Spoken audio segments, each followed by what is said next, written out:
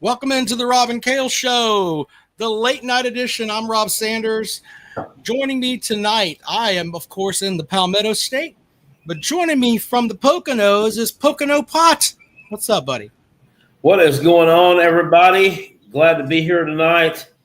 Got some nice weather up here today. Very sunny day outside, very mild day. I feel like I should have a hoodie on right now. It is currently 65 degrees outside, and it's supposed to get down to 55 this evening. Oh. So, that's a lot different than what we were dealing with, especially last week. So how's everything going tonight, Rob? You guys holding it down? Yeah, doing my thing, man. I've been following several different things today. I know you and I are going to talk about teams that are better or worse for the upcoming season. Jackpot is drinking a gold can of Miller Lite. That gold 50th anniversary edition. You notice what I'm not drinking. Yeah, unsuccessful on that. Struck out. Kind of like back in the days when I was trying to get a piece of pussy. I struck out. No, I mean, and honestly, maybe less here than anywhere. Really, zero luck on the old Bush apple. So it looks like Carolina Jackpot is going to have to give up on that one until they decide to put it out again sometime. They generally, I read, start in April. Is what I read. I don't know. Yeah, that's when it came out. The end of April. This past April. Yeah, correct. Well, first of all, before we get into our better or worse, Calloway's Pick'em Challenge, link is in the description. Get in it. Very simple. 10 best games against the spread. We're going to have... You okay over there? Yeah, I'm like, okay, Lamb. You have AIDS? Maybe. If I had AIDS, I'd come and bite your face. Well, call the ambulance if you get to feeling any worse. All right. Anyway, Right. no, I can't help you. No. Anyway, so that's the way it works. 10 games against the spread, and the jackpot shitter. Yeah, I'm gonna one of the maybe tomorrow night or I don't know Tuesday night when don't have anything to do. I'm going to get their names, emails, not their real name, but their leaderboard name and their emails together. I'm gonna do a video and I'm gonna call all the leaderboard names that I have so far in the contest. So if anybody's got any questions, they can certainly email me or holler at us and put us in the comment section that I didn't hear my name called, yada yada. I paid you, and I could go back and look at it and be like, oh yeah, my bad. Mike Jones paid me. Or whatever. So, all right. So we are 20 days away from the start of the season. The week 0 games include Iowa State, Kansas State, Idaho State, UNLV, Fresno State, Kansas, Sam Houston, Western Kentucky, Stanford, and Hawaii. Yeah, I think that Fresno State, Kansas game is going to be sneaky. I think that's going to be a really good game. Everybody thinks that Iowa State, Kansas State game will be the best one. I think Fresno State and Kansas could be also. You know, they're opening up their brand new renovated stadium there. Yeah, it seems like kind of a wet fart to open it up with Fresno State, but yeah. I don't know. So I guess that's who they scheduled for their week 0 game a while back, and maybe they didn't know when the stadium was going to be ready to go. But yeah, sure is, in fact. Here's the thing, though. We have to make sure there are going to be people that are, and I hate to use this term, but they're going to be not smart. And what I mean by not smart is that they're going to say, oh, I missed the week 0 games because I wasn't paying attention. I thought everything started in what week 1 is. Guess what? You were going to be at least behind. You could be behind, 5 picks before you even start. Get in the challenge now. It's very simple. And I'm going to tell you, I want to say, just rough estimate I looked at was, I think we got about $700 in there right now, and we're 3 or 2 weeks and 7 or 6 days still out from the start of week 0. So I mean, that's really good. This early in. That is really good. We're rolling along, but you got to get in. I mean, that's the way that it is. So. All right, so I got one other thing I want to get into beforehand. Jackpot, you seen they were playing baseball at Bristol today, right?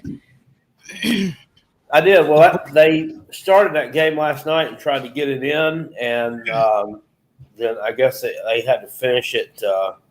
They had to finish it today. My son was going to go to that. Then I guess he decided not to because he spent up a bunch of his money on the cruise. Yeah, they didn't want to go, but it looks like the Braves pulled out a win there finally.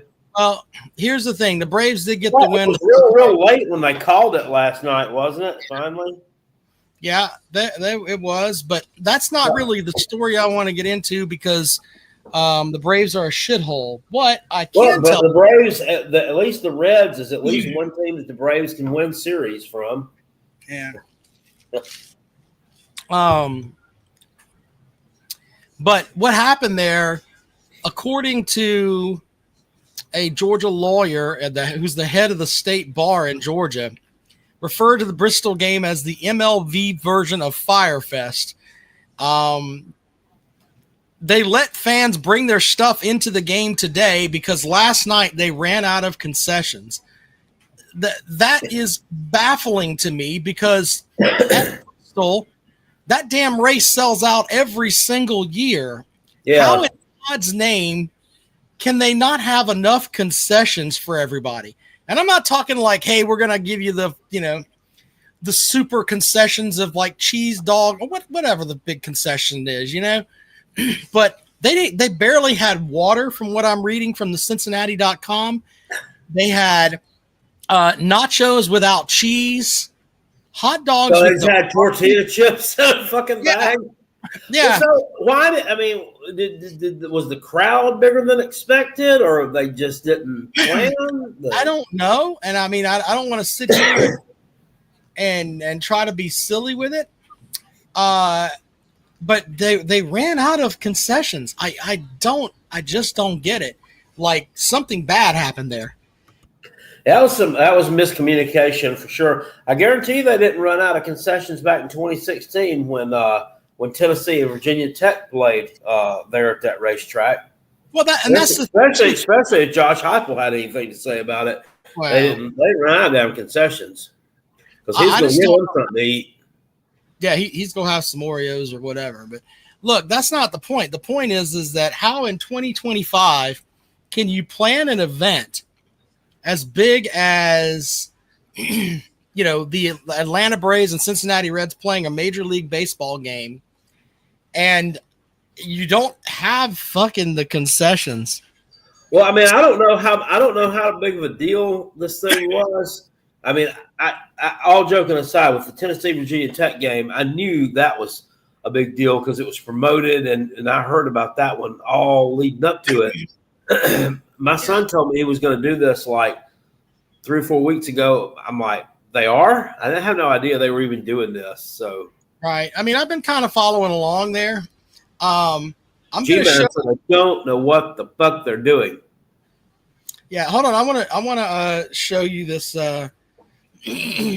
from this lawyer here, Jackpot. If I can, let's see here. Lester Tate Twitter. I'm trying to show you this. Yeah, this is from a Georgia lawyer here. I want to show you this piece here, and then we'll get into our football talk. But this was like this story. I've been following it all day, and it is terrible. Brandon says, "Did I watch SummerSlam tonight?" No. I'm here at the. I mean, I can't. I don't have Netflix or. What would it have been on Peacock? I don't. I do have Peacock, but I don't. Is it on the cock? It's on the cock. Is it so? Here's the from the game. You order nachos. This is what you get: nachos with no cheese. And then here's your hot dog.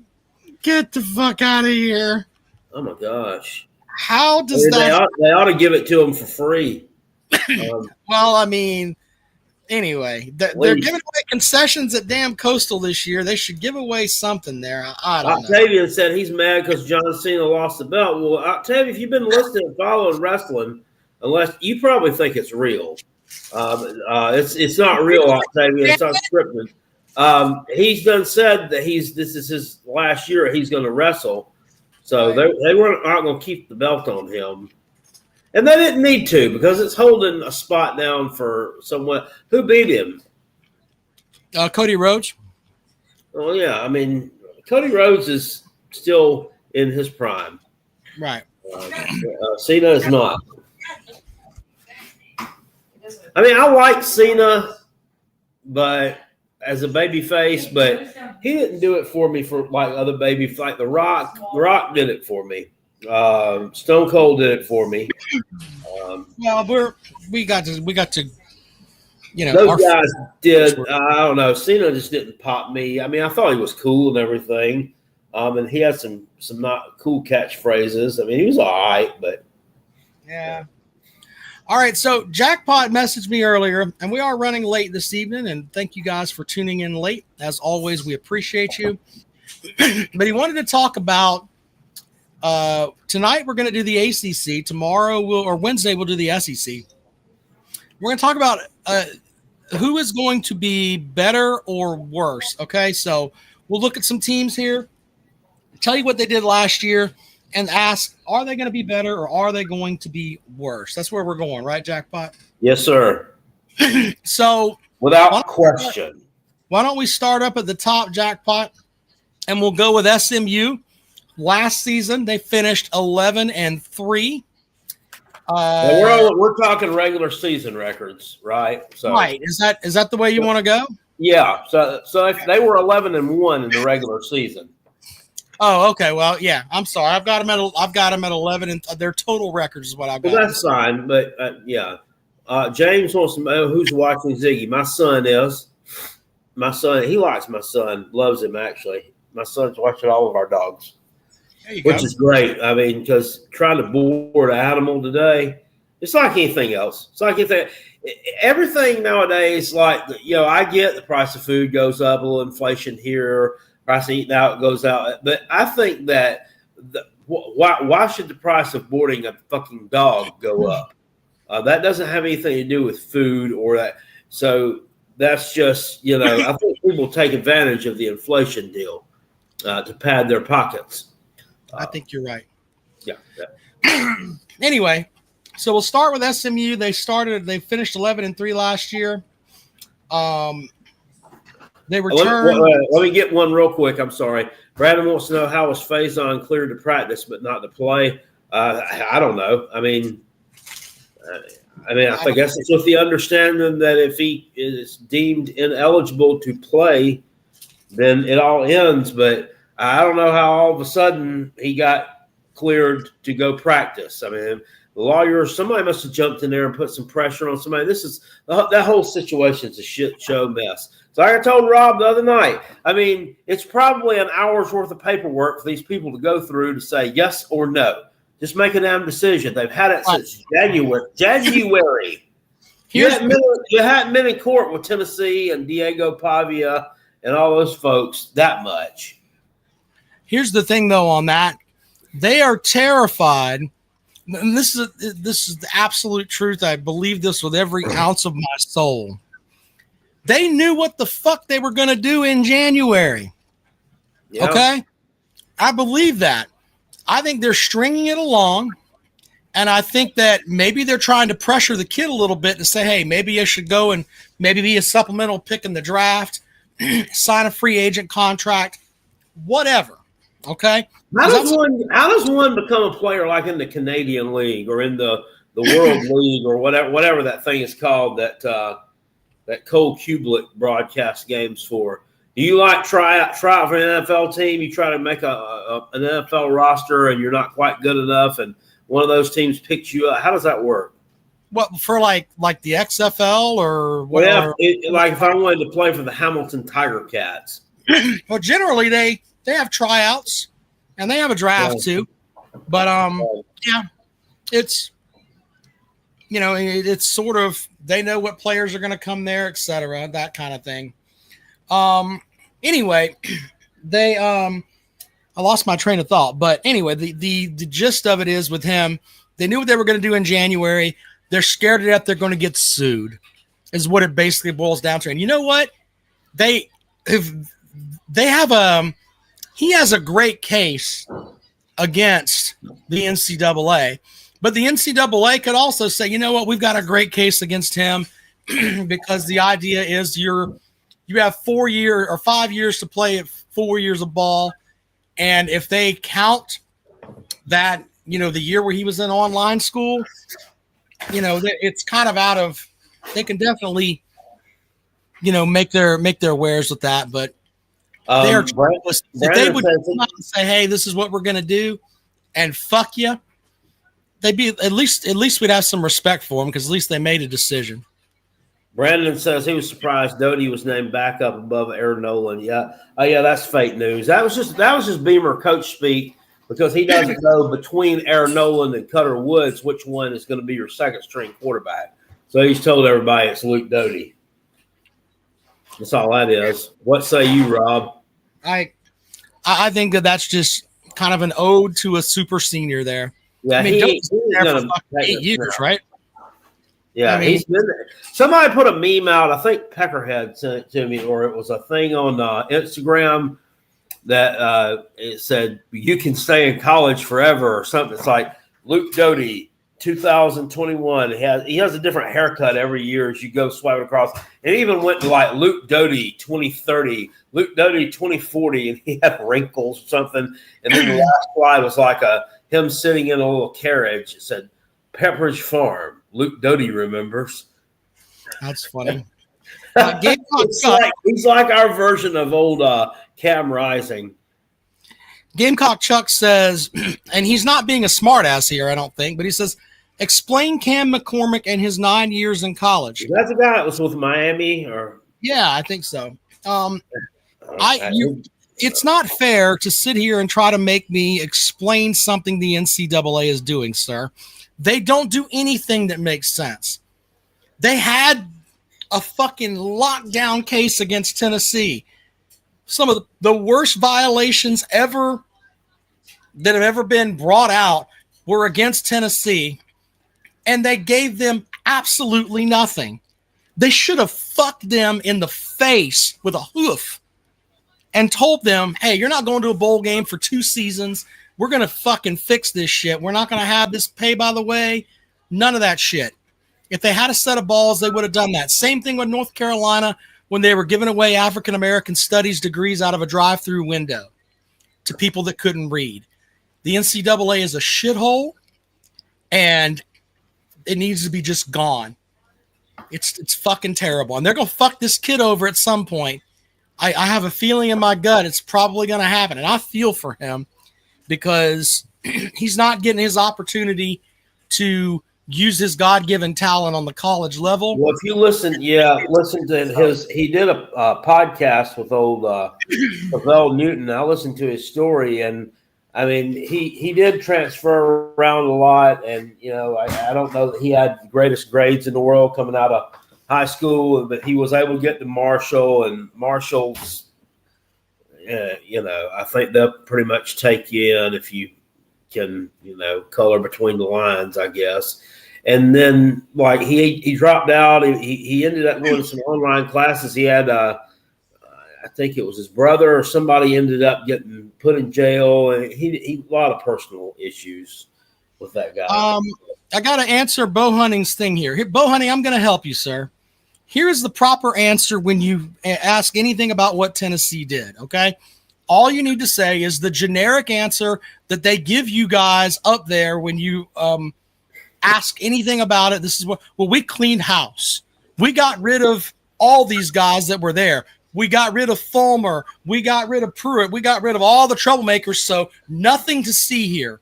That is the proper answer, because I've got from the NCAA, their investigation says you had 18 level 1 violations, 200 individual infractions. You're fucking cheaters. You were caught. Stop with this bullshit of, oh, we didn't do anything. Your fucking program is a scumbag program. They've been a scumbag program for forever. I'll stand by that until the end of time. Most sanctioned program in the SEC since 2000. You are terrible up there.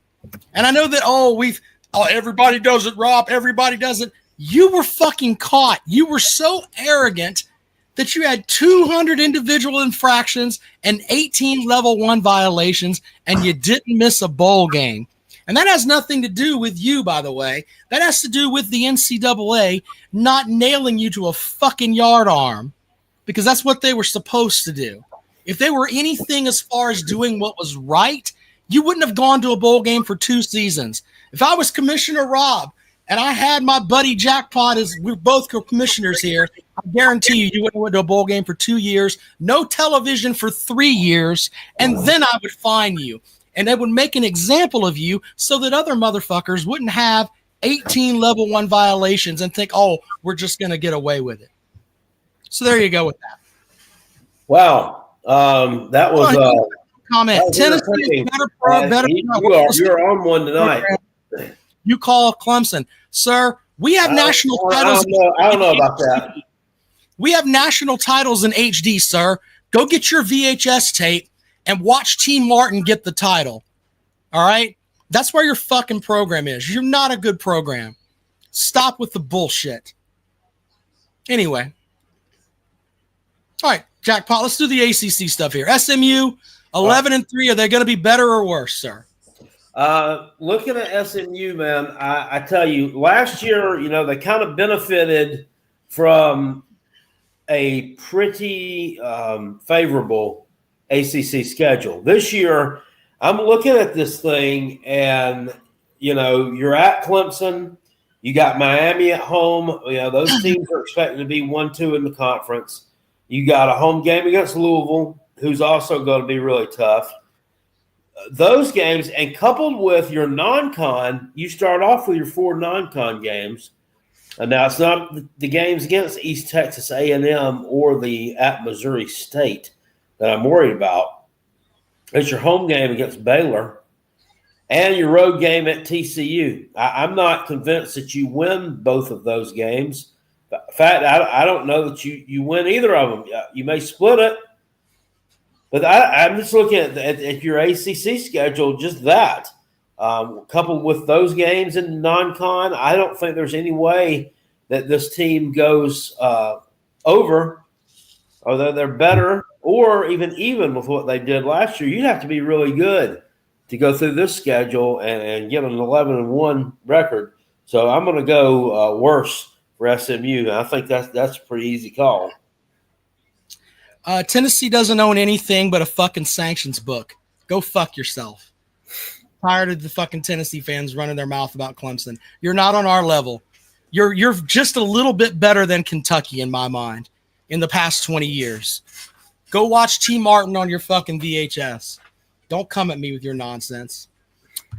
Super chat from Matt. Kale, hope the Poconos are treating you well. They certainly are. Thank you. Yes, sir.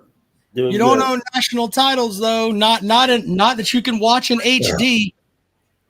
And by the way, do you still get to claim the national title that Fulmer led you guys to when you fired him like a bitch?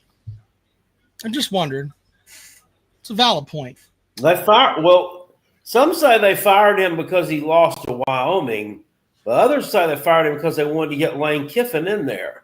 Yeah, Kiffin was probably a better coach. According to Sports Talk J, feels like that.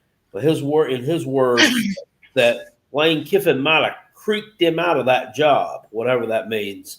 13 SEC titles, 6 natties, bitch. Here, go. As Uncle Lou would say, live in 1998, sir. Why don't you go and listen to the fucking Mambo number 5 and all that shit? Because you haven't done shit since then. Haven't done shit. Nothing. Anyway, 1998 was the last time I could see my wiener. It was good back then. Yeah. I heard that you were like Lanny Poffo. I don't know. I heard you could do that trick back in the day. Who blabbed? Lanny Poffo. You know what I'm talking about. Yeah, I know what you're talking about. Yeah. All right. Anyway, I'm going under here with SMU simply because here. Oh, they lost their top 2 running backs and 3 of their top 4 wide receivers. That was my note that I wrote down on that. Yeah, they lost a ton of talent off this team. They only returned 5 stars on defense. And I think that Penn State kind of beat them up and exposed them a little bit at the end of the year. So I'm definitely going under with that. I think that non-conference schedule is deceptively difficult, and I think the conference slate is infinitely more difficult than it was last year. All right, David says SMU will have 3 ACC losses. He might be right. I can see that. Yeah, next up is Clemson. Clemson went 10-4 last year. I think they're going to do better than they did last year. Return 80% of their starters. I'm worried about the running back room. We talked about that. I'm also worried about the linebacker with Barrett Carter playing on Sundays. So, other than that, 9-3 last year in regular season. Yeah, bookended the season with losses last year and lost to Louisville. Mm-hmm. I don't think you're going to bookend the season with losses this year with LSU, South Carolina. Clemson's favored against LSU right now. I look at those 2 games. I think you split them. And it's tough for me to call. I think LSU's not getting quite enough credit here. People are just kind of shoehorning Clemson in as a win there because they're at home. I don't know about that one, but then I'm looking at your ACC slate. I mean, there's a couple of landmines here. I mean, could you lose in one of those? I think they dropped one of these ACC games, but as I also said, I think you split those LSU Gamecock games. So that would put you at 10-2. You were 9-3 last year in the regular season. So I'm going to go better. I think you're 1 game better.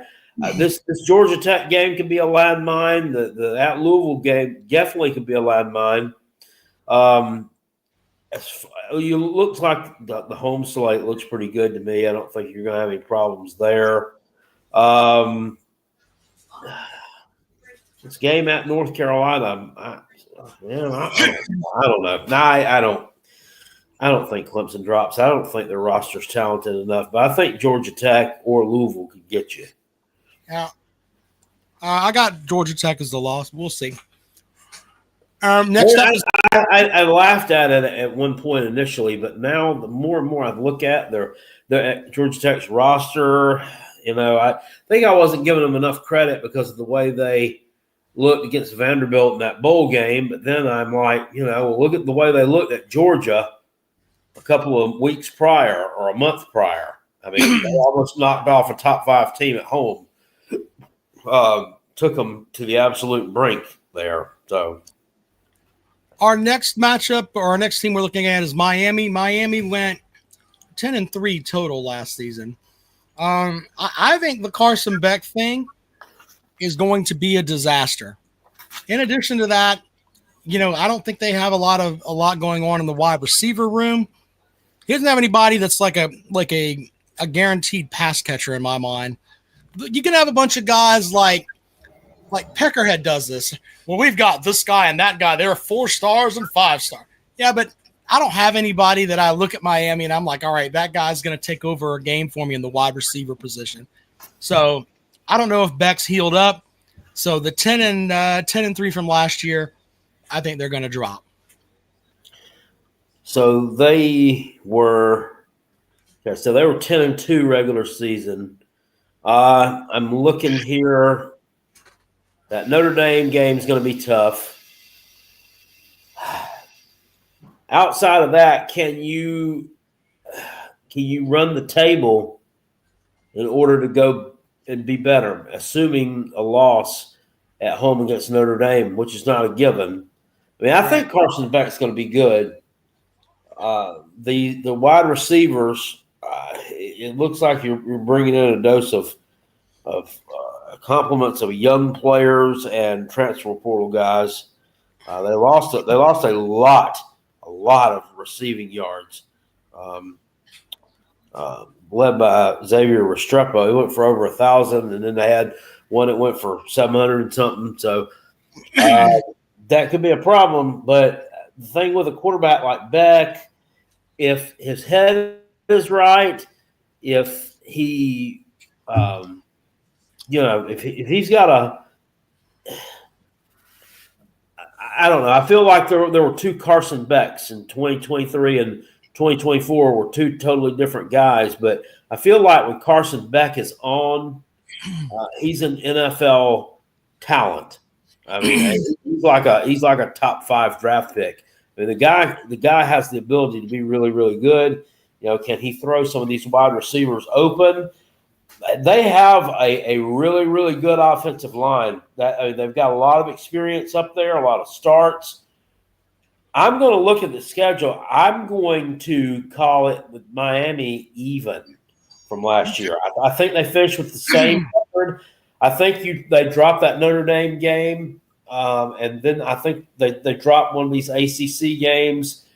And I'm not calling for like a Florida State. I think they beat them. One of these toward the end. This at Virginia Tech, the at Pitt game. I think those are landmines that they possibly could walk into. We know they have a bad habit late in the season of shitting the bed against somebody. They've done it multiple times over the years, and I could absolutely. I remember a few. I don't know, 3-4 years ago, they went and lost at Pitt the last game of the season when they were in line to, I think, make the ACC championship game or something. Of course, you saw it, what they do last year at Syracuse. Shit the bed. I mean, what they do. But I do think they've got the talent here to finish at least dead even on the season. I think they're going to fall off. We'll see. Right. Up next is Louisville. Louisville went 9-4 last season. Got their win over Clemson. They're going to play Clemson again this year. This time they went into Death Valley and won last year. They're going to have Clemson at home there this time. I don't know about Louisville, man. I really don't. It's like I look at them and I'm like, all right, they could win a spot in Charlotte, but I could also see them going 7-5 too, though. I don't know. You'd like to think the third year they'd have the culture and all that shit there, but this guy Brom lost 28 transfers and brought in 30. So he has a completely different team than he had last year. So I'm going to go with the under there. I mean, they won 8 regular season games last year, and I'm looking at the schedule just from my view here. I see 3 wins right off the bat. The game at Miami is probably going to be a tough one. They're at Pitt. And they're at Virginia Tech. See, if they're gonna win 8 games or more, these games like at Pitt, at Virginia Tech, at SMU, those are the games they have to win, or at least win 2 out of 3 of them. The non-con part of it is so soft, though. I think that it could set them up in a good spot to. Potentially here, I don't want to call them going over. I want to call them going even also with last year. Isaac Brown, 1,200 yards on the ground last year. This guy's really good. Then they bring in Miller Moss, former 5-star, very highly touted player. I mean, he's playing with Jeff Brom. I think Jeff Brom, maybe, a little bit more of a mature head coach than a Lincoln Riley. I think this may be a little bit better of a fit for Miller. I think he's going to do well here. He's got a decent bevy of receivers here too. I see that one of the projected starters is former Tater man, Dakari Collins. You remember him? He's been around a little bit, hasn't he? I think he's like transferred 2 or 3 times, if I remember correctly. I don't know. He transferred. Did he come from NC State? Yeah, I think he went to NC State and then went on to Louisville. So he's doing the full tour here. He'll go around the ACC, isn't he? Yeah. But give me this team going even. I don't see them being significantly better. I don't see them being worse. All right, up next is Duke. Duke went 9-4 last season, 5-3 in conference play. So when I look at this team, what did I write? Oh, offensive line has some depth, and they have 17 defenders return with at least 200 snaps. So think about that.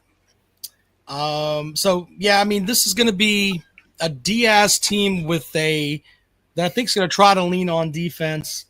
Some people think they're an ACC dark horse, but I think they finished 4-4 in conference play. Yeah, with Mutsa, they brought in a quarterback here. Unfortunately, doesn't look like they have a whole lot of pieces here on the offensive side of the ball to really complement him.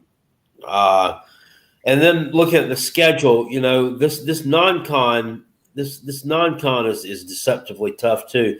I mean, you're at home against Illinois. If Illinois is everything everybody's saying, we've got people out there talking Illinois up as being a damn playoff team.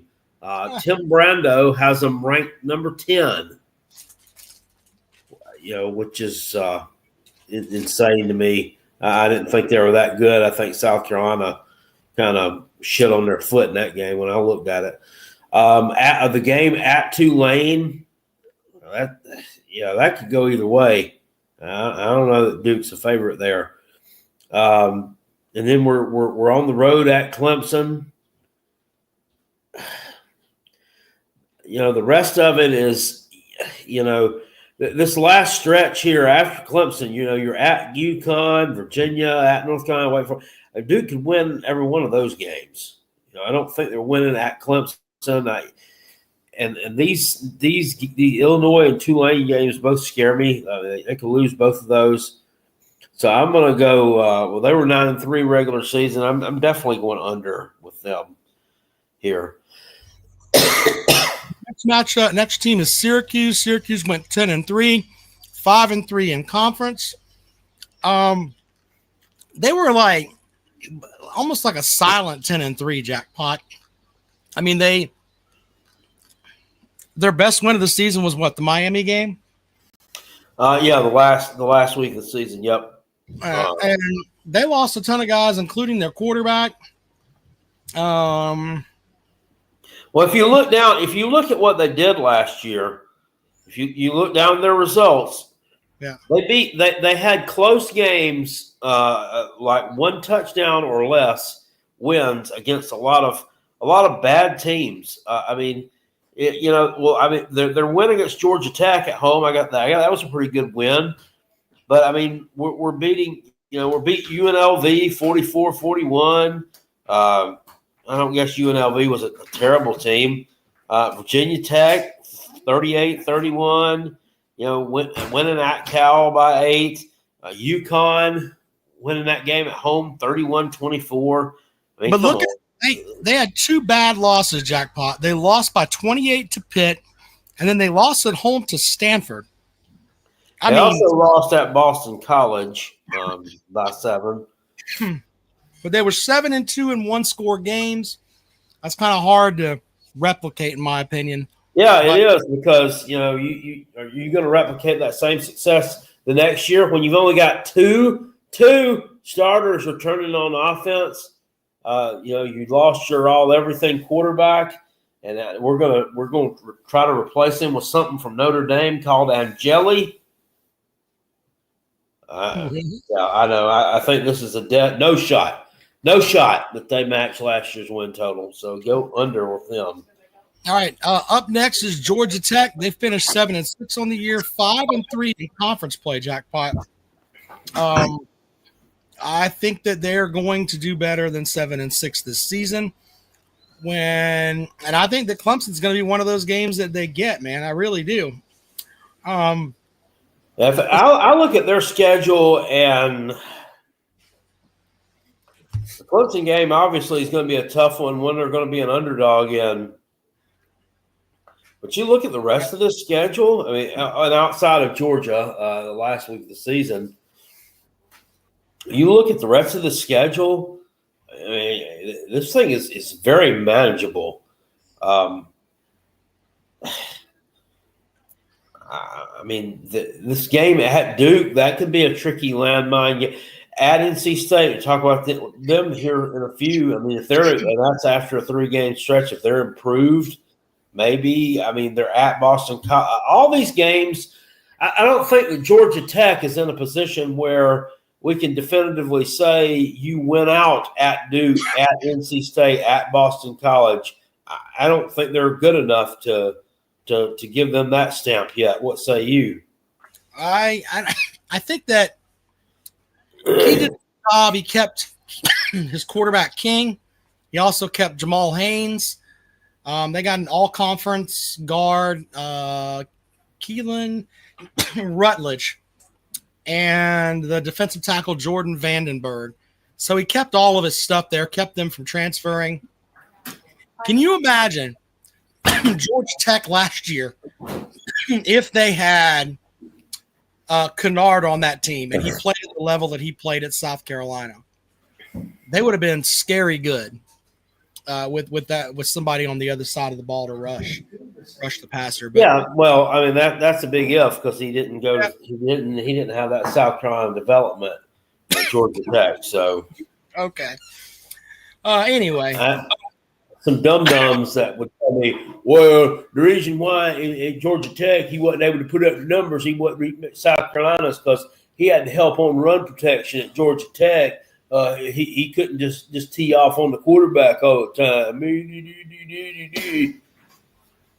Somebody was intelligent. I don't remember where it was. And trying to sound intelligent and talk X's and O's with me. I didn't know their ass from a hole in the ground. Someone asked why I don't worry about Louisville, who beat Clemson last year. Look, they went in and they actually won in a game in Death Valley. Also, they don't have a losing streak to Georgia State. Okay? So put that in your pipe and smoke it. Who's got a losing streak to Georgia State? Is it Georgia State or is it – yeah, it's Georgia State. Who has a losing streak to Georgia State? Tennessee does. No, surely not. Who was it that they – no, who was it? Go back and look that up. That can't be right. That can't be right. What was the team that you're running your offensive line coach? Sean Elliott went in there and beat their ass. Who was that? I can't remember.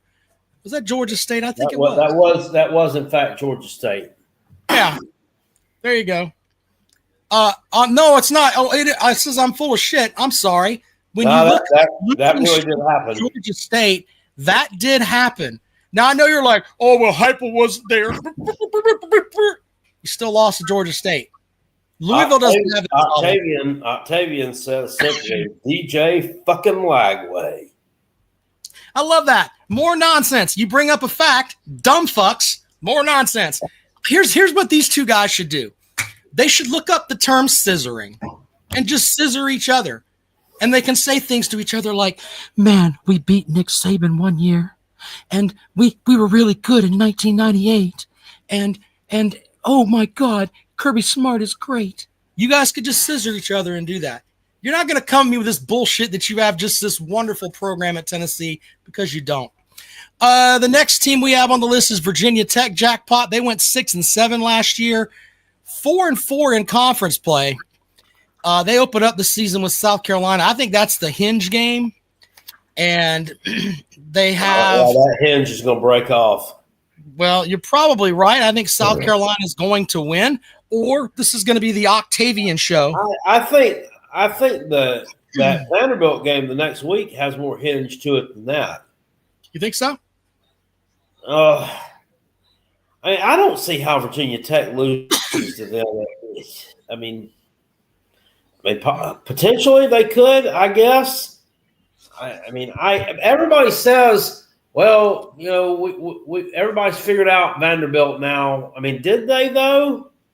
I don't know that everybody figured out Vanderbilt. I mean, ask Georgia Tech about them. And I know Georgia Tech had a couple of people that sat out of that bowl game, but I mean, Vanderbilt really punished them in that game. I mean, it wasn't even close. So they finished 6-6 last year in the regular season. Got drones coming back. Here's the one thing. If you're talking about just the South Carolina game in a vacuum, here's the thing. Virginia Tech has a huge advantage over South Carolina. South Carolina has the advantage in talent, depth, and the whole 9 yards there. I think they also have the advantage in coaching. But Virginia Tech has an advantage in that they have so many transfer portal players that have come in. You've got a totally new offense, got a totally new defense. It's a lot of unknowns. It's kind of like that ODU game last year that we started the season off with. So they've got an advantage there. Now this is where I said I think South Carolina has a coaching advantage that can't be an issue. That can't be an issue there. The rest of the schedule, they have some games on the road in the ACC that potentially could be tough for them at NC State or at Georgia Tech. The game at Virginia at the end of the year. I mean, normally Virginia Tech's been beating them like it's their job, but I mean, when does Virginia get up off the schneid? And they've lost a lot of them in a row to Virginia Tech. I kind of think that the South Carolina game's a hinge point. If they win that game, they'll do better than 6-7. I don't think they're going to win that game, and I think the doors may fall off. He may lose the locker room, so I'm going to take the under because that's the safe way to go. I'm gonna tell you, I think they finish with the same record. I would like to say it's going to be worse, but I think that they might find just enough juice to get to 6 wins somehow, but I just don't like that they lost a lot of players to the portal, and from what I can see, from what I'm looking at here, they didn't bring in, enough. They didn't bring in the same level of talent that they lost. Someone told me they were going to rush for 300 yards against the Gamecocks.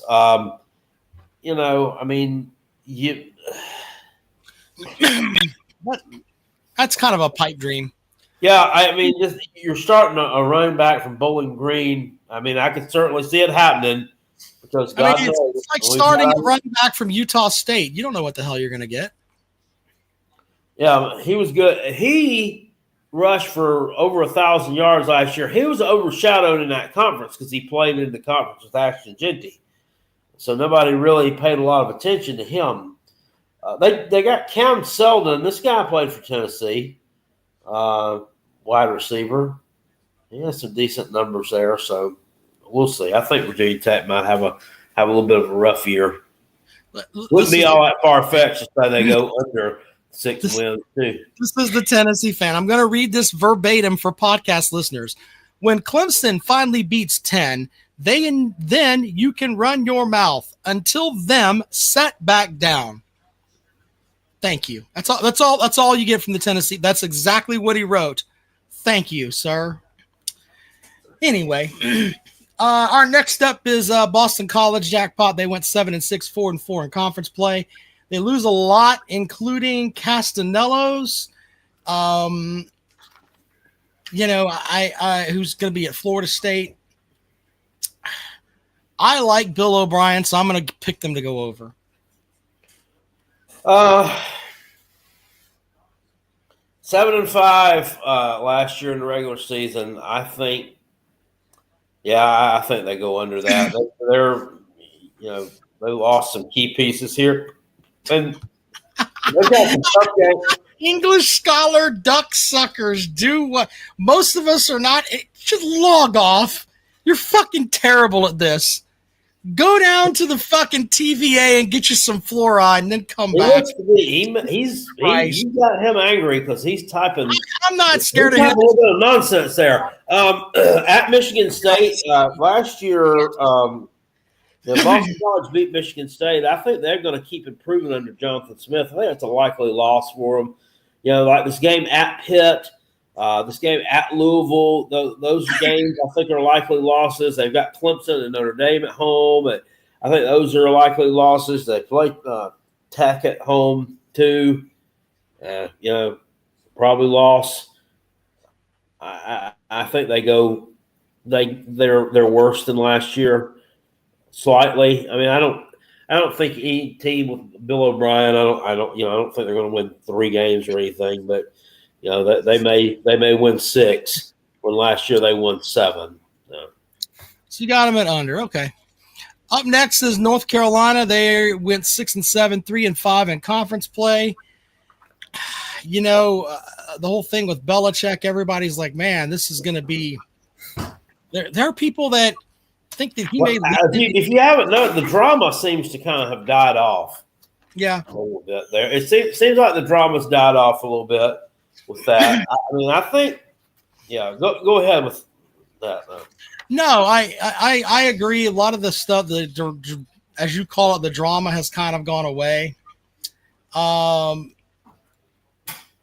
He has surrounded himself with people that could be considered yes men. I mean, you think his son's going to look up at him, hey, Dad, you're being a fucko. I don't see anything like that. You know what I'm saying? I think he'll have some tough times in his first year. And I think North Carolina, I'd be shocked. I'm going to put him at a draw. I don't think they're going to do better than the 6-7. You know what, Rob? I'm looking at the schedule up and down. This quarterback they're bringing in, Lopez from South Alabama. This kid's pretty good. These skill position things can work out. They got a good offensive line.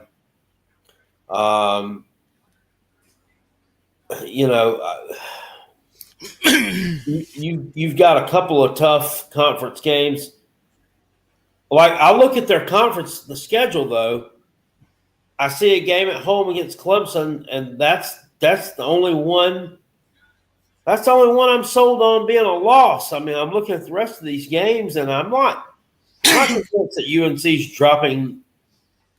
They can win all of these. I mean, these are not tough games. They miss Miami. They miss Louisville. They miss SMU. Those are all teams that are factored in there. The TCU game is going to be like kind of a hinge game, as you say. That's the Monday night game, a Labor Day game.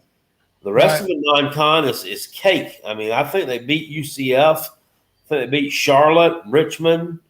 I'm going to go over that with them. I think Bill Belichick's got a good coaching acumen, and I think he's going to steer them to 7 or 8 wins. So they only have 3 starters returning on defense that saw at least 200 snaps last year. So they're completely starting over on the defensive side of the ball. And I know Belichick is a hell of a defensive coach, but I'm going to go under that. Yeah, I mean, if you look there at the offenses that they will likely face, I mean, there's not a lot of juggernauts there in that bunch. All right, next up is Pittsburgh. Narduzzi and this is always a hard one to get a beat on. It really is. Well, because Narduzzi can coach. He makes the most chicken salad out of chicken shit. All over the place. Hell, he was 3-9 the year before last. He all that. But hold on, the year before that though, they were playing for the fucking conference title, if I remember correctly. I mean, they were right there. He's always got a pretty good team. I don't know with them this year. The thing with them is that they finished 7-6, 3-5 in the conference last year. They got 4 of the 6 players returning on defense that had at least 8 tackles for loss, including a couple of really good linebackers in Lewis and Biles. I'm going to take the over with Pitt. So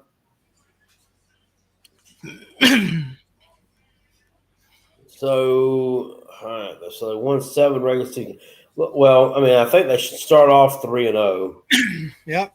And then I'm looking at this. Can they get 4 more? I mean, they've got games against Notre Dame and Miami. They should be underdogs in there, but once again, that Miami game at the end of the year is one I'm looking at. I'm like, there's a perfect opportunity for Miami to do what they do against a lesser team. One thing I do like about them, Eli Holstein, is a really good quarterback. That's always huge. If you've got an experienced, good quarterback returning. So give me the over 7 wins also for the Pitt Panthers. I think they do a little bit better than that. Up next is NC State. They went 6-7 last year, 3-5 in conference play. Dave Doran is a douche. Don't like Dave Doran at all. Hard for me to pick him to do anything. Can you find a doll and show me on that doll where Dave Doran hurt you? I just don't like Dave Doran. It's like you have certain things you don't like. Come on now. That's fact. And wasn't that what you were screaming one day? DeAndre Johnson. You were pissed off at him for something. You about murdered somebody for fucking up your stream one day. You've had your moments. Well, he deserved it. So did Dave Doran, having his guys steal fucking towels and running their mouths about fucking our guys doing social media on the sideline. Fuck him.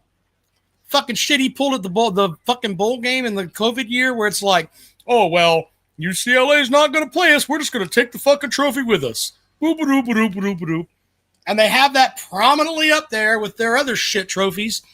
Fucking Blue Pride Bowl or whatever the fuck it is they played in. Speaking of some dork or douchebag moves, Rec Talk was talking about this with Jeff Collins, South Carolina new defensive analyst or whatever he is, that he one of the douchebag things he did at Georgia Tech was like almost immediately after becoming head coach. Paul Johnson just like he retired. I mean, right. He wasn't fired. He retired, stepped away. He removed his access from like all the facilities and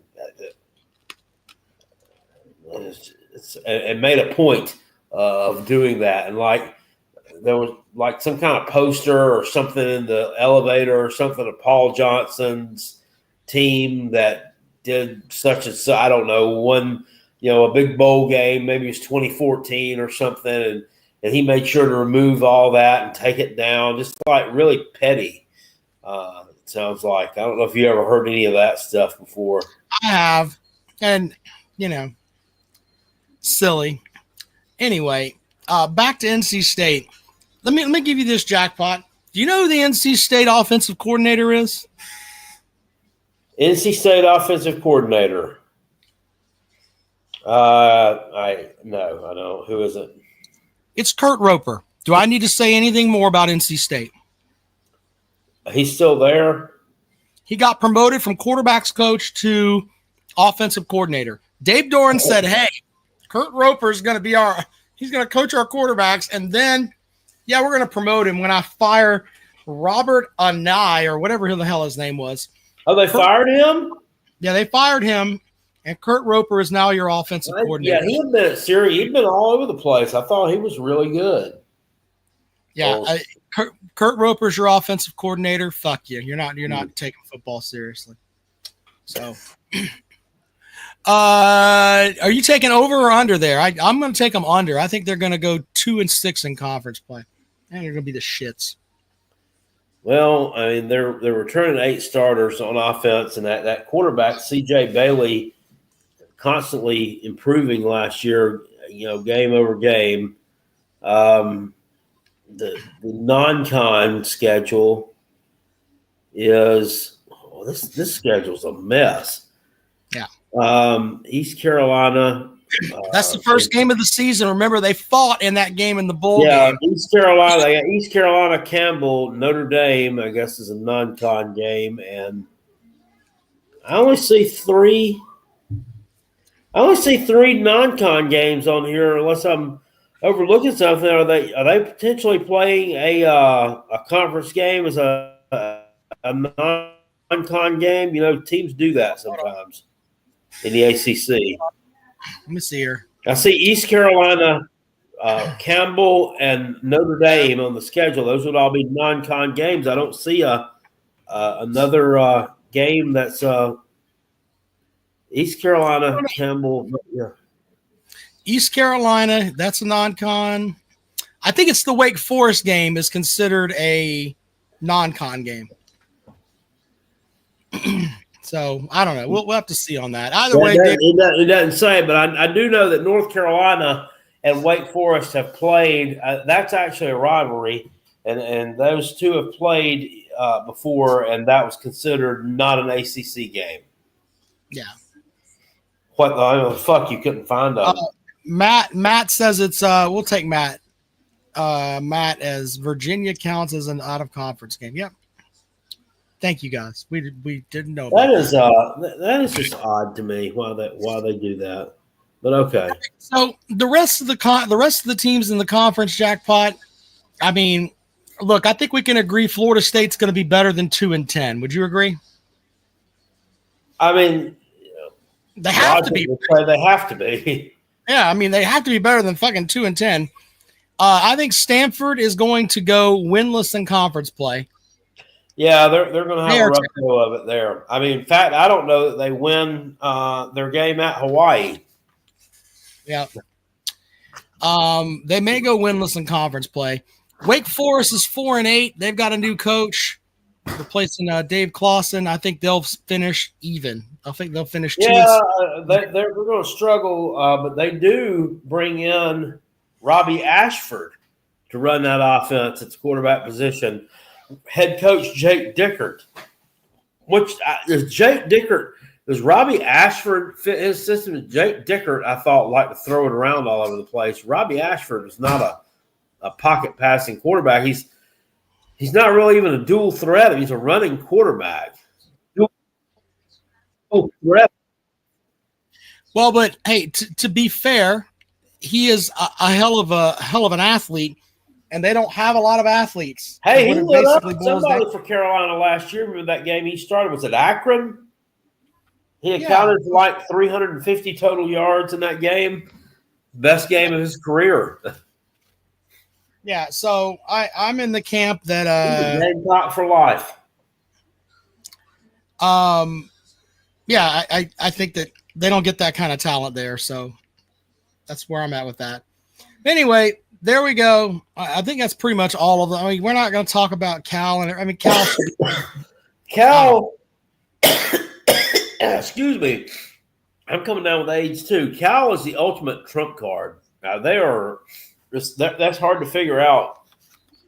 On one, they played a lot of teams close last year. Finished 6-6.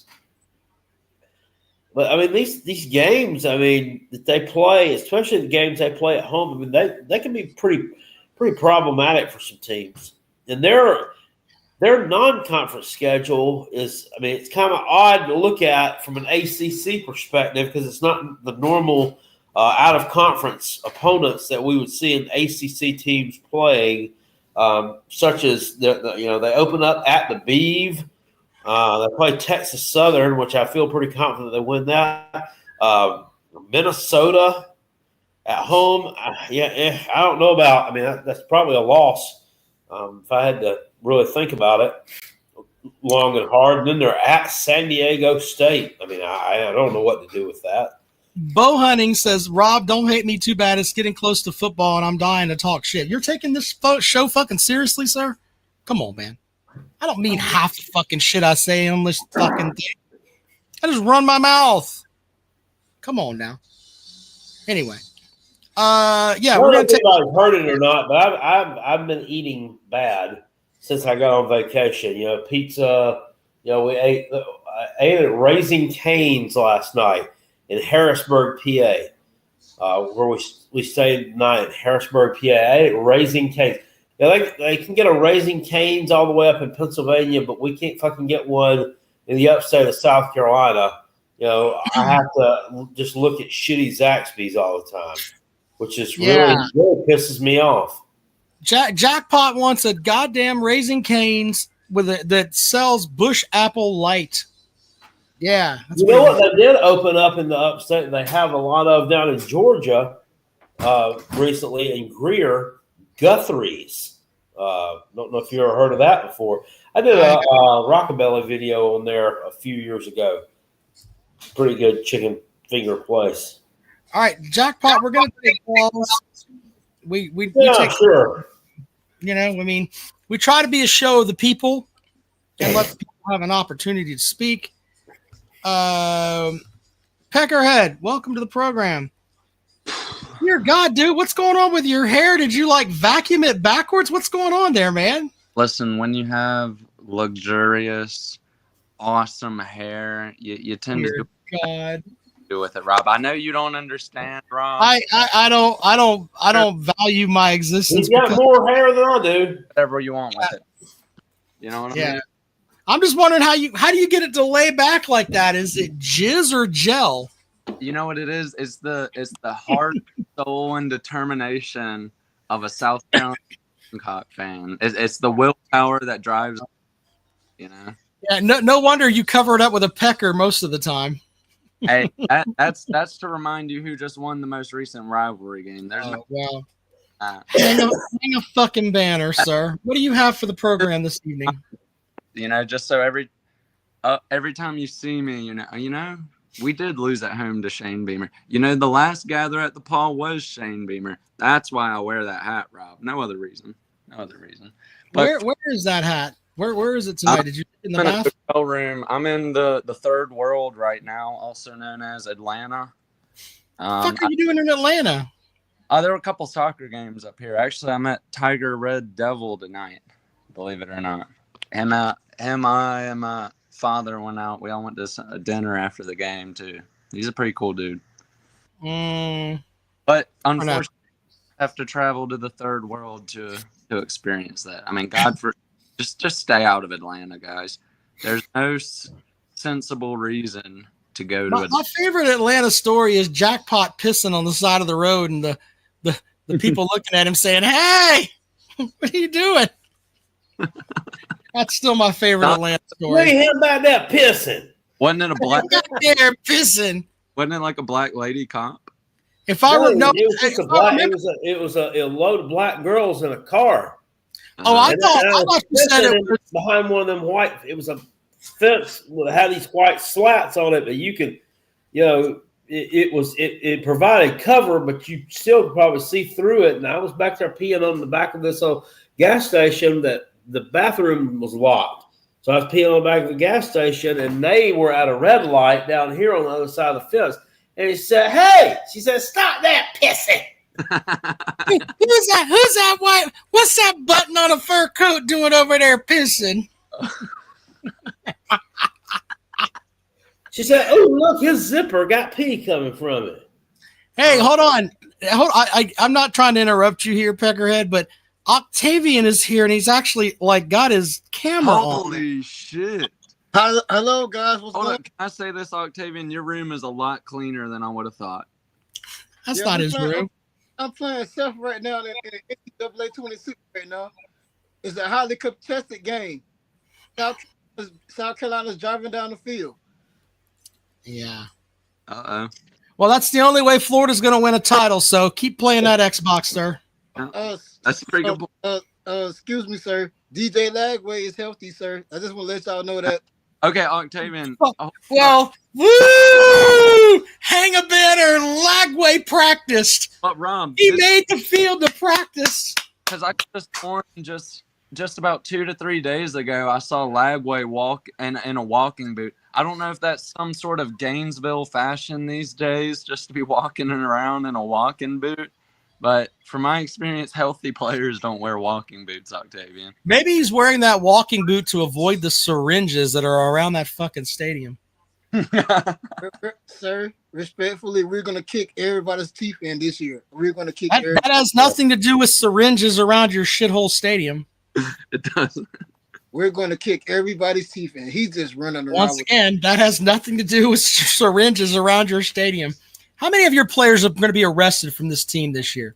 Because remember, last time you were really good, you had murderers and rapists, and there was a story about Tim Tebow. Did you guys see the story about Tim Tebow where he would have girls come to his room and show their boobs, and he would just say, "Thank you," and they would leave? No shit. What the fuck is going on here? Hey, I got to tell you.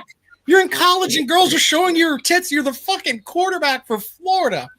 And you're just like, thank you. He didn't want he couldn't act on it, but I mean, he was coming as close as he could, I guess, that his faith would allow.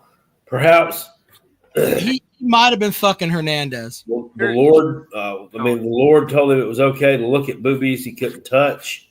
Well, So- this is about Tebow as well. There was just a Miami booster video.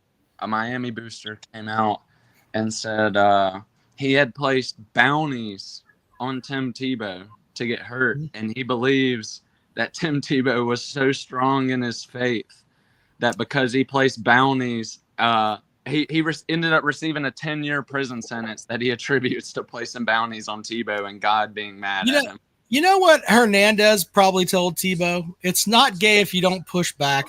You know, sure conversation doesn't kill that guy, the Patriots get at least one more Super Bowl. Let's just be honest. If Hernandez doesn't kill that guy, the Patriots get another Super Bowl. I love Aaron Hernandez.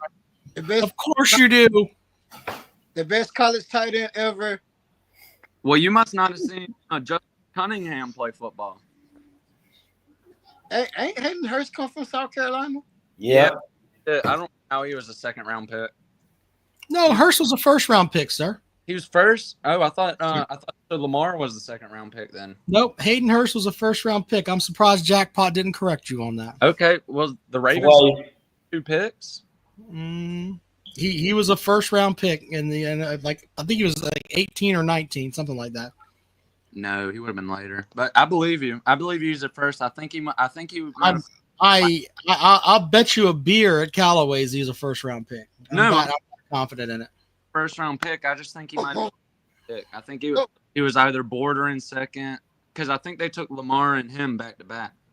Yeah.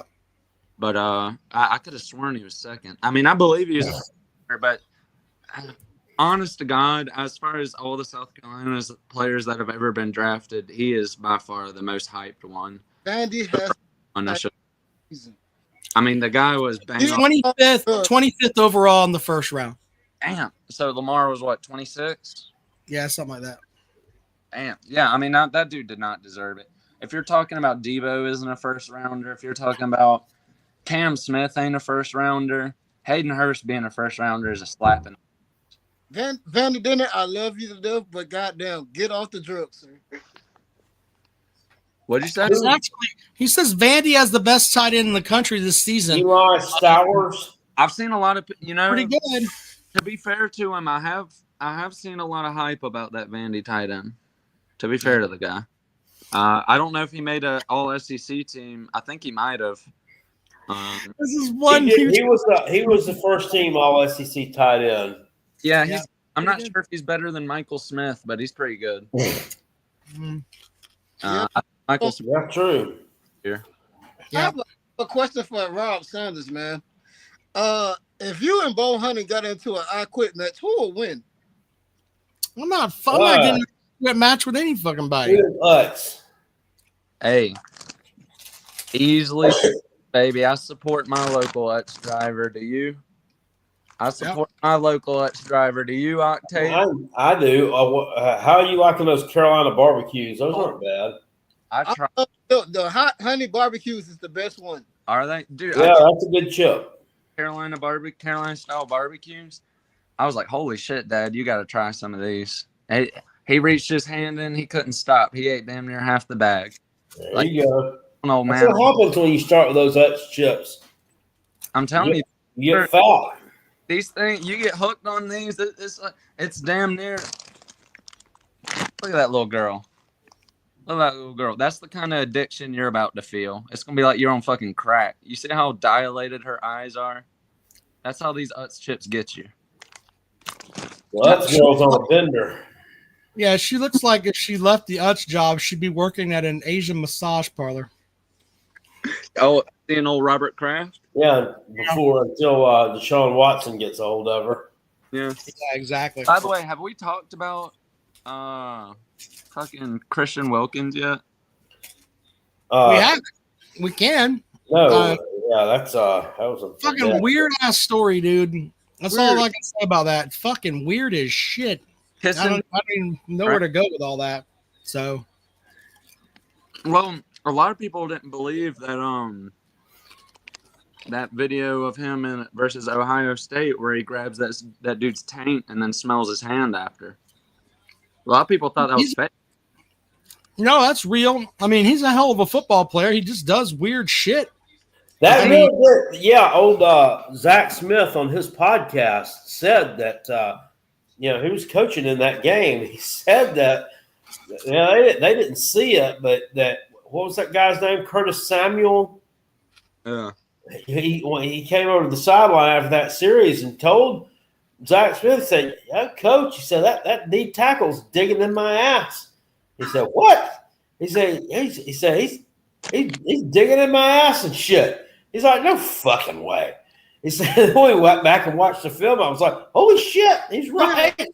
Not only that, I shit you not, go back and watch it. He full on smells his palm after the fact. He goes. He's fucking weird as fuck. All right, I'm not gonna sit like there are Clemson fans that are like smell like a fucking football fans. But there are Clemson fans that'll defend him and be like, "Oh, he was look, you can be great, but be fucking weird as shit."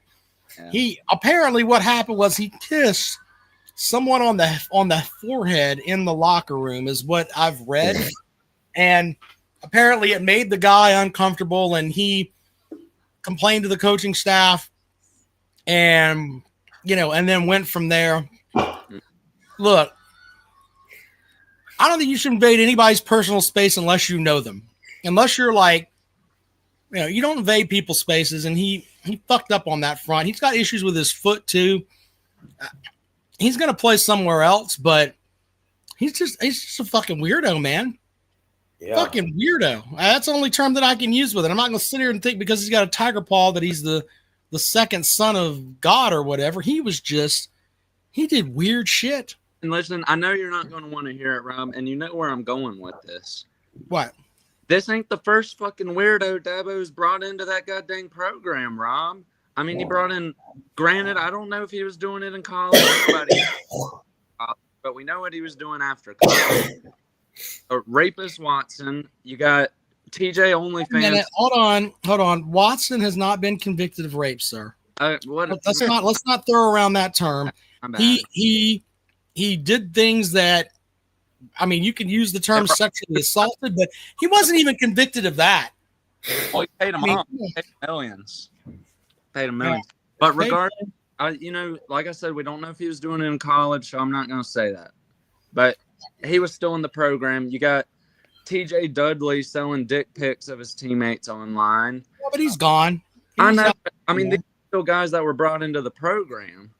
I mean, there's a lot of pent up weird sexual frustration over there. Yeah, just over the past couple years, the level of just sexual weirdness that he's brought into the program has been. By the way, speaking, I don't mean to change the subject here, but speaking of weirdness and weird things, have you seen what's going on at Clemson's little high school pipeline up there in Pickens County? They got into a fight. No, I didn't see what was going on. What happened? Well, so like 3 or 4 of their football players beat the shit out of one of their teammates at some Christian athletes camp down at PC in early July, and Yeah, I mean, I did they were still on the team and really didn't get disciplined until this kid's parents pushed it. The kid recorded it with his cell phone because he knew he was going to get jumped by his teammates. Apparently, they accused him of using the N-word on Snapchat. He said he didn't do it. That was Daniel, right? Yes, I don't know. I mean, whether he did or didn't. I don't even think the kids got kicked off the team. I think the coach got suspended indefinitely and probably is going to get fired. Well, I think that there's hazing that goes on at every program, regardless. I mean, there's shit that happens, but I mean that kid wasn't hazing. They beat the shit out of that dude. It was 4 of them that jumped on him. Yeah. Now, I ain't saying that if that dude put that in, that's wrong. Obviously, he shouldn't be doing that. But I mean, what I have an issue with is that one guy says something on Snapchat. Let's just say that he did say it. Yeah. Okay. Let's just say, all right, he said these things on Snapchat. First of all, he's not the first person that said those things on Snapchat. There are thousands of them. But you know what? If it really fucking bothered you so much, go and fight the guy one-on-one. You took 4 people to go and beat up one guy. That makes you a bitch. Rob, when there's a chance you lose. You know what I mean? There's a chance you lose in an even fight. They don't want that. Yeah. I don't agree with all that at all. If Pecker had said something and it bothered me so much, I'd go and me and him could fight. I'm not gonna go get 4 guys and go fight him though. What the fuck is that all about? Y'all know from the Rob and Kale show, I'm the same way. I mean, I'm just take it one-on-one. I don't know, but I was reading a thread about it on over online on Facebook, and I mean, it's all over the place. A lot of hostility there. Star players on the team too that beat the hell out of them. Well, it was like I think it was the quarterback, and there was a couple other people who were supposed to, from what I read, it was supposed to be, like I said, their main athletes on the team, pretty much all just. I don't think that there should be any racism anywhere, but on the other front, if it bothers you so much you think you've got to fight, go fight the guy one-on-one. Well, shit. Don't leave your friends to do it. We're at a time today where realistically, I mean, you could just tell a fucking school. Why do we need a bunch of fucking high schoolers fighting about shit like that anyways? Just go to the school.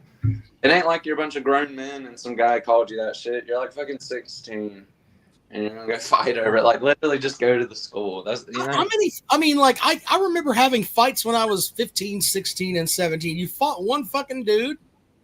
Yeah, one dude. Either you lost or you won. And then fucking 3 weeks later, nobody gave a fuck. Yeah, and you damn sure did. Yeah, because somebody else is getting in a fight. Yeah, fine. I mean, yeah, I don't know. It's ridiculous. And that, you know what? That's really an indication on the athletes that we have coming up. I mean, these are the same guys chasing the bag. Well, to be fair, I'm becoming more and more of a fan of Cam Ward. I think I posted what he said about, hey, I can get up and go to work and do what I like to do because my dad went to a job every morning at 4:30 that he didn't like to do so I could get where I want to be, paraphrasing what he said. But if you've noticed, there is no over-the-top media coverage about this guy. You know why? Because he goes to camp and he's doing what he's fucking supposed to do. I like Cam Ward. The only thing I didn't like about Cam Ward was when he laid out the second half of that bowl game and sat there and watched this team lose. I've seen a ton of him training with Shadur, and pretty much every single video I see is him talking to Shadur and basically besmirching him at how he doesn't take training serious. He's like, Cam Ward will be like, oh, you're wearing your hat today in training? You're going to be wearing your hat in game? Oh, you're walking during that drill? Look, he talks that shit too, but the whole point is that he is, if you go back and watch the draft, right? Like, and I'll never forget this, that he's the number 1 pick in the draft, and he got like a 10th of the time that they gave to Travis Hunter. Oh, and they talk more about Shadur Sanders, who ended up being drafted in the 5th round. than the number 1 overall fucking pick in the draft. Why? Because he went there and his dad was there with him. He went in there like dressed like he was the number 1 pick and didn't act like a fucking idiot. Yeah. And so he was boring and nobody wanted to cover him. Let's go cover these other fools. It's silly to me. You know, I've already seen news out of the Browns camp about them wanting to tank for Sellers. Have y'all seen that? I shit you not. I've seen multiple articles about them already. Sellers. These motherfuckers just drafted 2 quarterbacks and they already want to tank for another one. I mean, holy cow, what a shit show, dude. I need a quarterback. Maybe we could get the North Southern to New Orleans. We need a Hey, quarterback. you got a quarterback one, buddy. You got a quarterback one. You already got your starter. Yeah, he'll be good. They just got to fix that line. Yeah, Rattler's a good quarterback. I'm telling you, Rattler can get you to the playoffs. I don't know if he'll win you a Super Bowl, but he'll get you to the playoffs. Yeah, Kellen Moore's their coach there. He's already talking about how Rattler's probably going to be the starter and blah, blah, blah. I've read about stuff about it. And he should be given a shot. Kellen Moore. Speaking of NFL stuff, I was in a store today, Rob, in the Hershey Tanger outlets, which is those Tanger outlets. You've heard of that before. I think they have one at Myrtle Beach. It's called Rally House. It's a store that sells team-specific sports stuff. They had a ton in this particular location. It had a ton of Penn State merchandise. I picked up a helmet there for my collection. And it wasn't overpriced either. It was like $35, which is what I normally pay for the ones I order online. Yeah. They had a ton of Phillies merchandise, a ton of Flyers merchandise, a ton of Eagles, obviously. But guess what else? What other NFL team? Hold up. I'm going to guess. You're in Pennsylvania? Yeah. Had Flyers, Eagles, and who else? Well, they had some Steelers stuff, but it wasn't as much as this particular other NFL team. I'm going to go Lions. No, we're not anywhere close to Detroit. Fair. No, with the Ravens. Yeah, the Ravens. Look at this. Why did you put this screen? I was wondering why Octavian's just got boxes sitting in front of his TV. What the fuck are you doing? What is it, chicken boxes? 14. No, just fucking boxes. Well, the score between me and Seth is currently now 21 to 7. Octavian, I'd smoke the shit out of you on this game. You know, I might beat you by 50. Well, but regardless, I wanted to say something else because this affects both of y'all, and I'm surprised it wasn't brought up. Honest to God, I'm surprised it wasn't brought up. But there was an important event for y'all yesterday, for both of y'all. Do y'all know what it was? No. What? Sterling Sharp inducted into the Hall. Oh, yeah. Sterling, the first Gamecock inducted and a Packer, Rob. I know you're a Packers fan, so you know all about I actually got to see Sterling Sharp play, so yeah. He was a good player. I wish I could have. How was he? He was great. I mean, Team at Gamecocks or Packers? I saw him play both. I mean, I didn't play. Yeah, I saw him play at South Carolina. Remember, he took a kickoff back 104 yards for a touchdown against Duke. I saw that one. That's what I'm saying. Just think of that about how close and personal. What did he play? 7 years in the league before he got He hurt. wasn't long. He didn't have a real long career. Yeah, just imagine how good you have to be to make the fucking Hall of Fame after a 7-year career. Well, here's my favorite Hall of Fame stat. South Carolina has one Hall of Famer now with Sterling Sharp, well deserved. Clemson has their Hall of Famer in the upstate, but SC State has 3 Hall of Famers. SC State? Yep. They have 3 Hall of Famers. Deacon Jones. Deacon Jones is one of them. Yep. There you go, jackpot. You want to guess at the other one? What position? I know Deacon Jones. I don't. Is it quarterback? Let's see here. I'm feeling Air McNair. Did he go to SC State? No, He Air went to Alcorn State. Alcorn State. So they actually have 4 Pro Football Hall of Famers. Holy shit. Hold on, I'm looking at Art shit, Donnie. Art is Shell's Art one of them. Hold on. I'm looking them up right now. I'm trying to remember that. Yeah, like 4 players, no coaches, right? All players. Yeah, I'm looking for all of them here. Give me just a second. Damn it. Hey, Orangeburg's finest, damn it. South Carolina State football program, I got to give it to them. They might have lost to FAMU in football, but they got a hell of a football program. Well, we're going to beat the absolute piss out of them this year, Octavian. We might drop 50 on them. On you say South Carolina State? Yeah, we're beating the dog shit out of South Carolina State. Like we legitimately, they might not have a football program after the beatdown. They might just give it up. It's gonna be that bad, Octavian. Hey, if y'all ain't losing to Wofford every once in a while, man. Wofford, the Florida man talking about Wofford. You made 1 bowl game in what, like 3 years, and now you're talking. Y'all might lose to Wofford, man. We don't play them. We don't play Wofford. But regardless, I would, Wofford is still better than that fucking joke of a school you start your fucking season off with. Long Beach State or wherever the hell it is. Long Island, my bad. Even worse, Strong Island, as they say in the boroughs, right? They don't play no fucking football there, though, damn. They don't play no damn football. Come on now. These are the guys you schedule. These are the guys Florida sits back and they're like, I can't. I want to play Long Island for 5 years. I don't know why they're even on their schedule. That's what I'm saying. They sat down and they're like, I really want. Who sat down with pen and paper a few years ago? Like, who's the most obscure shithole that we can call for a game? I know. It's a late draw. We were supposed to play FAMU for the first game of the season. They backed off. Did they? Yes. They didn't want that payday. They didn't want that payday, so we gave it to Long Island. Hey, they pulled some of that Indiana stuff. Yeah, but they wanted an SEC schedule, huh? They wanted the SEC schedule, so we gave it to them. Where'd Rob go? I don't know. He left. I wonder if his internet dropped out. I don't know. I'm getting awful tired, though. I think the man cut his power off. Well, yeah, that could have been the case. Came out there with some bolt cutters, but those Tennessee fans.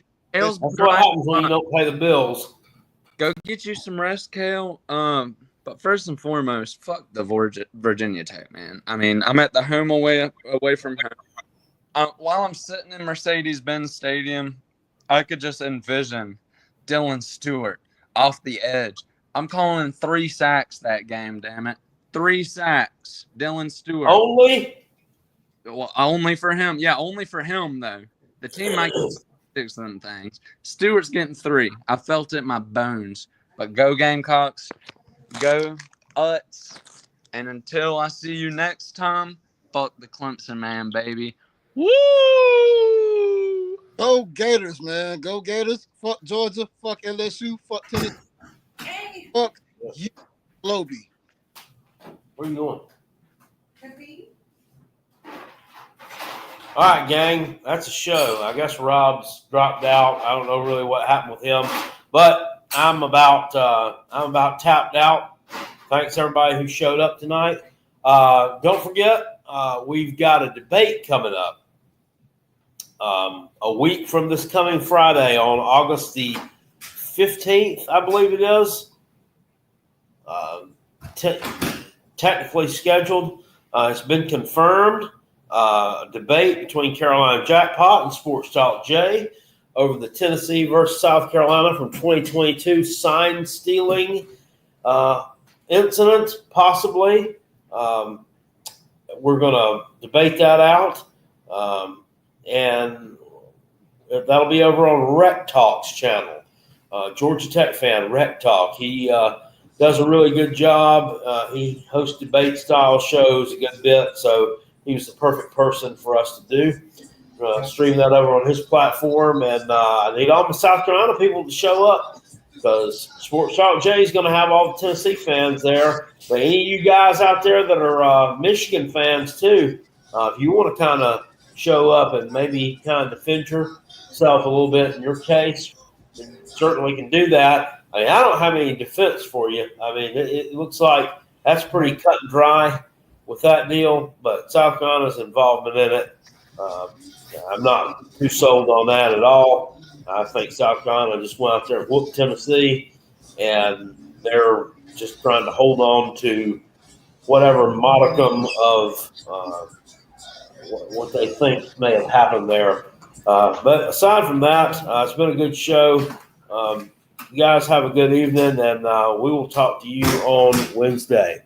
See you later, guys. All right. Have a good night. See you later.